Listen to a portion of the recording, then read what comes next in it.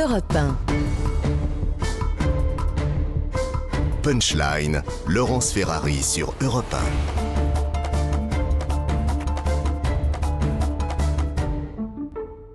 On se retrouve sur Europe 1 et sur CNews, c'est Punchline. Karim Zerebi, Vincent Hervouet est là, Alexandre Devecchio du Figaro, Charles Consigny, avocat et soutien de Valérie Pécresse. On va l'écouter, votre candidate. Elle s'est rendue aujourd'hui à l'ambassade d'Ukraine pour dire sa solidarité avec le peuple ukrainien menacé par une invasion russe.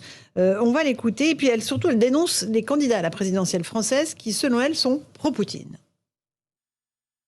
Aujourd'hui, il est évident que la situation en Ukraine doit mobiliser notre énergie. C'est aux frontières de l'Union européenne. Il va y avoir une situation humanitaire à gérer. Et aujourd'hui, ce que je remarque, c'est qu'effectivement, il y a certains candidats dans cette campagne électorale qui sont encore alignés sur les positions de Poutine. Pour moi, être aligné sur les positions de Poutine, c'est pas la France debout, c'est pas la France gaullienne, c'est une France à genoux. Vincent Hervouet, il y a beaucoup de candidats qui sont alignés sur les positions de Poutine aujourd'hui. Moi, je n'ai entendu aucun homme politique français revendiquer l'indépendance du Donbass et demander un passeport de la République démocratique de Lugansk ou de Donetsk. Donc, je ne sais pas très bien. Il y a beaucoup de dirigeants français qui ont réfléchi à l'impasse dans laquelle on est avec les Russes. Mais c'est une histoire très ancienne. En fait, ça fait 50 ans qu'on essaie de mettre quelque chose dans la relation avec les Russes. On s'entend bien. Relativement bien. On évoque toujours les grands souvenirs, Normandie-Niemen, Catherine II, etc. Et puis, on essaie de travailler ensemble et on n'arrive à rien. C'est une histoire qui remonte très loin. Alors, face à cette impasse, il y a toutes sortes de gens qui sont allés au Kremlin et qui ont découvert que c'était pas des moujiks et qu'ils avaient une longue culture, qu'ils aimaient beaucoup la France, qu'il y avait toute une sentimentalité qu'on pouvait partager et qui se sont dit la Russie, il faut la traiter pour ce qu'elle est, à savoir un ancien empire qui nous est très proche, des Blancs, un empire d'Orient avec lesquels on doit pouvoir réussir à construire quelque chose. Le problème, c'est qu'on n'y arrive pas. Mais tous ces Français qui se sont énamourés un temps de la Russie, mais il y en a beaucoup, Chirac était de cet ordre-là, il aimait, il parlait le russe, comme Valérie Pécresse aussi. Elle n'a pas appris le russe, Valérie Pécresse, parce que elle voulait pouvoir dire son fait à Vladimir Poutine. Elle a appris le russe parce qu'elle aimait cette culture, j'imagine, et ce pays. Mais cette littérature, Éric Zemmour, cette musique, néanmoins, cette peinture. Absolument, culturellement parlant, on a 1000 points communs avec les Russes. Alexandre Devecchio, Éric Zemmour, lui, dit en gros qu'il comprend quand même la situation, que Vladimir Poutine avait prévenu que si l'Ukraine tentait de rentrer dans l'OTAN, il agirait. Il dit aussi qu'il a violé la souveraineté de l'Ukraine, mais je pense que de toute manière on va pas envahir la Russie et que effectivement on peut comprendre. La Russie a été un pays humilié après la fin de la guerre froide, qui a failli imploser de l'intérieur et qui a été redressé de l'intérieur en grande partie par Vladimir Poutine. Et aujourd'hui, il veut reconstituer ce qui était la grande Russie, mais il reste dans sa sphère d'influence. Effectivement, est-ce que l'Ukraine a sa place dans l'OTAN? Je n'en suis pas sûr. Moi, je ne pense pas, en revanche, que Poutine veuille aller jusqu'à Kiev. Je crois que là, on joue à se faire peur. Et je pense qu'il veut juste des zones tampons autour de lui, qu'il ne veut pas une frontière avec l'OTAN et que ça pourrait se négocier. Je trouve que les Américains sont dans une guerre de retard. Il y a une obsession de l'administration américaine pour la prétendue menace russe. Je crois qu'aujourd'hui, les menaces, elles sont islamistes, elles sont chinoises. On l'a vu d'ailleurs en Europe, la dépendance qu'on a à l'égard de la Chine.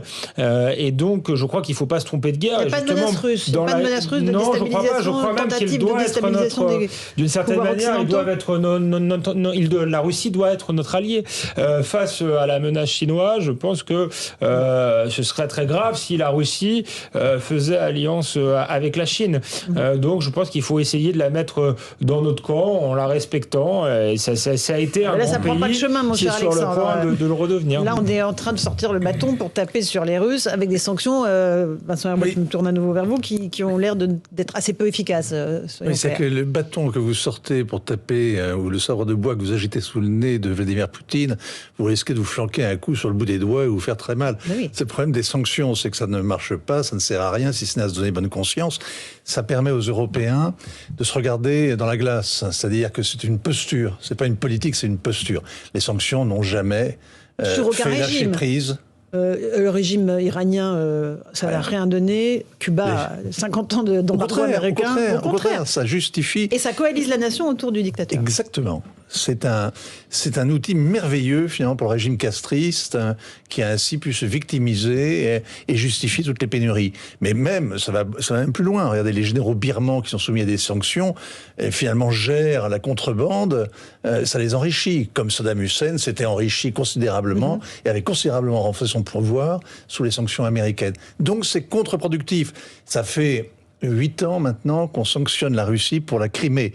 Est-ce que quelqu'un imagine, même sur la planète Mars, que la Russie va lâcher la Crimée à cause avec des sanctions? Non, évidemment. Donc on les maintient parce qu'on n'arrive pas à les démonter. Et ça en plus qui est pervers, c'est qu'une fois que vous les avez infligés, pour les enlever, il faudrait avoir obtenu un progrès politique. Or, comme vous n'en avez pas, vous ne pouvez pas les démonter. C'est vraiment un piège, c'est vraiment une idée idiote. Oui. C'est la fausse bonne idée, les sanctions. C'est le symbole de nos faiblesses, évidemment. Oui, c'est très juste. Bon, très bien. Bravo. Karim Zeribi, sur cette situation. Ce que je trouve un peu regrettable dans la position des femmes et des hommes politiques de notre pays, c'est que soit Poutine a tout à fait raison, soit il a tout à fait tort. Je pense que la réalité est quand même un peu plus complexe que ça. C'est personne qui dit ça. Si, quand on dit ceux qui aujourd'hui justifient la politique de Poutine, donc, sont tout à fait dans l'erreur. C'est pas ce que c'est bien sûr de dire Valérie Pécresse. On ne peut pas aujourd'hui cautionner la politique de Poutine. Si on cautionne la politique de Poutine, on n'a pas une posture gaullienne. T'as entendu comme moi ou t'as entendu autre chose? De Gaulle parlait de l'Europe de l'Atlantique à l'ouest, donc c'est qui a la posture gaulienne dans cette histoire? Je commente ce que dit Valérie Pécresse. Elle dit bien que Poutine a tort dans ce qu'il fait. Moi, je dis que la réalité est plus complexe que ça. Ah voilà, on est d'accord, pardon, excuse-moi. Allez-y, devrait écouter avec un peu plus d'attention. Et je pense que si on interroge nos compatriotes, et encore une fois, je le disais tout à l'heure, quand vous discutez avec des gens qui ne sont pas des spécialistes de la géopolitique, ils vous disent, mais finalement, si les États-Unis voulaient intégrer l'Ukraine dans l'OTAN, s'ils voulaient positionner une force militaire aux frontières de la Russie, la position de Poutine est légitime. Donc les gens vous disent ça. Après, derrière, le projet de Poutine est peut-être, lui, effectivement, discutable, voire condamnable. Son projet de conquête, donc de revenir, effectivement, dans cette idée de reconquérir, d'aller vers l'autonomie. Il dément avoir un projet de reconquête. Mais il a un projet, c'est une évidence. Il l'a dit très clairement hier. Poutine ne fait pas ça quand il se lève le matin, au petit bonheur la chance. Il a un projet. Et il a un projet qui, d'ailleurs, à mon avis, est aussi fait pour cimenter son peuple. C'est un peu ce qu'on évoquait tout à l'heure. Bon. Alors, Charles Consigny, un petit mot, et après, Vincent, on va vous repasser la parole. Moi, je pense plusieurs choses. D'abord, je me demande quand même, dans la mesure où il y avait un conflit dans cette zone du monde depuis très longtemps, depuis, je crois, 6 ou 7 ans déjà, qui épuisait les populations locales, je me demande si, au fond, cette annexion de la zone par Poutine n'est pas quasiment quelque chose qui se fait, en fait, plus ou moins comme un accord entre les différentes parties, pour mettre fin à ce conflit qui n'en finissait pas. Et pour marquer le coup, on fait des sanctions, des protestations. Mais enfin, on est tellement pas motivé dans nos protestations qu'on finit par se dire, est-ce qu'en fait, ça n'apaise pas une situation qui était très conflictuelle depuis longtemps? Ensuite, je pense quand même que l'Europe ne peut pas, la France et l'Europe ne peuvent pas être laisser un de leurs alliés se faire agresser comme ça, quelle que soit la puissance qui l'agresse, en réagissant mollement. Plus on sera mou, plus on finira par être sous la domination chinoise, russe, américaine. Et moi, je suis frappé quand même par une forme d'apathie de la part de la France et de l'Europe qui se laisse un peu tout imposer par des hommes forts, entre guillemets, à travers le monde, que ce soit le président Xi, le président Poutine, et c'est-à-dire en fait quand même d'une façon générale des dictateurs. Et nous, on est là avec nos démocraties, on n'arrive pas à répliquer fortement. Moi, je trouve cette faiblesse peu inquiétante, puisque je pense qu'à terme, c'est ça qui nous fera disparaître. Vincent Herouet. Non, c'est un peu compliqué parce que en réalité, tout le monde se fiche éperdument du Donbass, pour dire les choses simplement. Et clairement. clash. Le Donbass, ce sont des arpents de neige dont personne ne veut. Les Russes n'en voulaient pas, et s'ils en avaient voulu, ils les auraient pris depuis longtemps. Il n'y a aucun intérêt pour la Russie à déclarer l'indépendance de ces deux républiques et ensuite à les annexer de facto, parce que en réalité, l'armée russe est déjà sur place à travers ses forces spéciales. Les deux régions sont totalement tournées vers la Russie. 700 000 passeports ont été distribués. Il n'y avait aucun intérêt à déchirer les fameux accords de Minsk qui avaient été signés sous la houlette de François Hollande et d'Angela Merkel. Poutine en a fait des confettis, les a déchirés et les a jetés, alors que c'était des accords mort-nés, parce qu'il était en colère. Pourquoi est-ce qu'il est en colère ? Parce que Poutine cherche une chose, il cherche à avoir un accord stratégique avec l'Occident sur ses frontières. C'est-à-dire qu'il cherche des accords de désarmement avec l'armement conventionnel, avec l'armement nucléaire, des garanties réciproques. C'est le truc, la sécurité, derrière laquelle il court depuis... J'allais dire 30 ans, non, ça fait 20 ans qu'il est au pouvoir, mais ça fait plus de 30 ans que les Russes attendent ça. Ça n'a pas pu avoir lieu juste à la chute du mur de Berlin. Mitterrand avait essayé, c'est tombé à l'eau. Je ferai remarquer qu'il y a 6 mois, du moins au mois de juin, c'était au mois de juin 21, le président Macron et Angela Merkel ont proposé aux 25 autres Européens un sommet, un dialogue exigeant et ouvert avec Poutine. Les 25 autres n'en ont pas voulu. Ils ont refusé net. L'Europe ne veut pas entendre parler d'un accord de bornage, de voisinage avec la Russie. Pourquoi ? Parce qu'ils sont soumis à l'OTAN, parce qu'ils sont soumis aux États-Unis. Se donc, il fâcher n'y a avec les pas États-Unis. d'accord. Voilà. Et donc, Poutine, à travers cette crise ukrainienne, sans doute réclamait aux Américains cet accord. Les Américains ont balayé ça de la main. Il a pris le Lugansk et Donetsk. Il menace avec sa troupe qui fait de la gesticulation, comme disent les militaires. A priori, ça ne devrait pas aller beaucoup plus loin. Mais c'est paradoxal de demander un accord quand lui-même fait des confettis avec les accords précédents. Non, mais l'accord de Minsk était mort-né parce que le gouvernement ukrainien n'en voulait pas. Vous savez, le président ukrainien, l'acteur, celui qui faisait des concerts, vous savez, au piano avec c'est remarquable. Il a eu une formation politique éminente, cette qualité. Mais il fait très bien le rôle. Ça qui est extraordinaire. Vous avez un type qui était un comique, qui était un acteur de music-hall, qui jouait le rôle d'un président devenu président par accident, et qui finalement, à l'épreuve du feu, se conduit parfaitement. Avoir des comédiens finalement à l'Élysée ou ailleurs ou dans d'autres palais c'est pas si mal. C'est une option. Donc le président Zelensky a été élu en disant moi je vais m'asseoir en face de Poutine et on va négocier et je vais y arriver à trouver la paix et à accorder l'autonomie à ces arpents là limitrophes russophones et on va réussir à trouver un accord.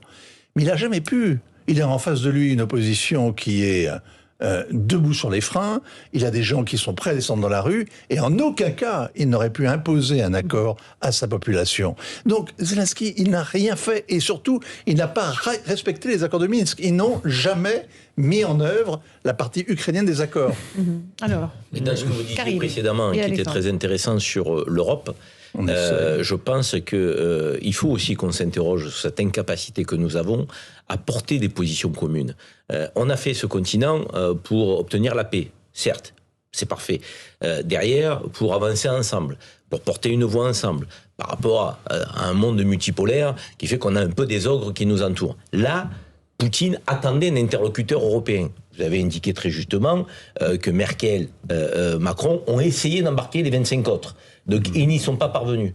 Et c'est parce que nous ne sommes parvenus à parler d'une voix à Poutine avec des accords et des désaccords que derrière, nous en sommes aussi dans cette situation-là. Et ce problème-là que nous rencontrons avec Poutine, il vaut aussi pour d'autres sujets géopolitiques, où l'Europe n'a pas une voix. Ça n'existe pas. Alors, et c'est assez dramatique de voir que nous n'avons pas de projet de civilisation pour ce continent, nous n'avons pas de perspective d'accord géopolitique pour ce continent. Chacun joue sa partition. Il va falloir la trouver, cette voix, néanmoins, parce que là, l'ONU estime que 5 millions de réfugiés vont possiblement quitter l'Ukraine pour arriver, évidemment, sur les territoires européens. Là, il va falloir quand même que les Européens parlent d'une seule voix.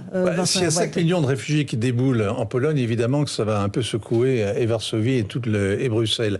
Mais ça, c'est la vision catastrophiste de l'ONU. Oui, l'ONU reprend l'espèce de perspective, l'espèce de fiction, de film catastrophe dont le scénario a été écrit par le Pentagone et qui a été distribué à tout le monde, expliquant qu'il allait y avoir 25 000 morts dans l'armée ukrainienne, 10 000 chez les Russes, 5 millions de réfugiés, je ne sais plus combien de villages rasés. C'est invraisemblable. Ils ont vraiment dressé, je ne sais pas quelle intelligence artificielle et quel ordinateur a produit ce scénario improbable, mais tout était écrit. Vous savez, il y a une bureaucratie otanienne qui est formidable, parce que pendant... Ça n'a servi à rien, l'OTAN, jusqu'à la guerre du Kosovo. Chez la guerre du Kosovo, on faisait des plans. Alors vous aviez, par exemple, dans les plans de l'OTAN, même les horloges dans les salles d'état-major, les pendules étaient d'un type qui était vraiment bien précisé, spécifié en 3 pages. Bon, c'était ça. Là, vous avez les 5 millions, 4 995 000 Ukrainiens qui vont se présenter à la frontière polonaise. Personne n'y croit, mais ça impressionne beaucoup.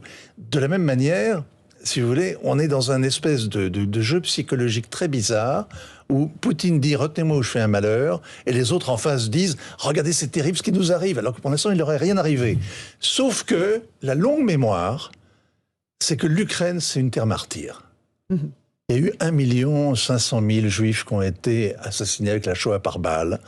Des famines abominables. Oui, c'est un pays qui est gorgé de sang, où les passions sont là. C'est une zone, en plus, charnière. C'est l'ancienne Russie. C'est vrai que Kiev est l'ancienne capitale des Slaves, donc la première Russie.